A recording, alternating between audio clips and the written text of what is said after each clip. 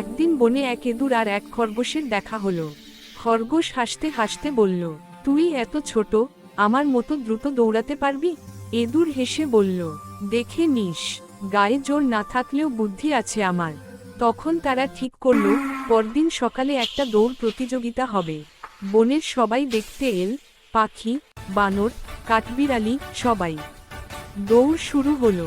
খরগোশ খুব দ্রুত দৌড়াতে লাগলো, কিন্তু কিছুদূর গিয়ে ভাবল, ইঁদুর তো অনেক পিছে আছে, একটু ঘুমিয়ে নেই। খরগোশ একটা গাছের নিচে শুয়ে পড়ল আর ঘুমিয়ে গেল। অন্যদিকে ছোট্ট ইঁদুর আস্তে আস্তে, কিন্তু থেমে না থেকে সামনে চলতে লাগলো। সে দেখল খরগোশ ঘুমাচ্ছে, হালকা হেসে চুপচাপ তাকে পেরিয়ে গেল। শেষে ইঁদুর গিয়ে ফিনিশ লাইনে পৌঁছে গেল। সবাই চিৎকার করে উঠল, জয় ইঁদুরের, জয় বুদ্ধির। খরগোশ জেগে দেখে অবাক, ছোট্ট ইঁদুরই জিতে গেছে।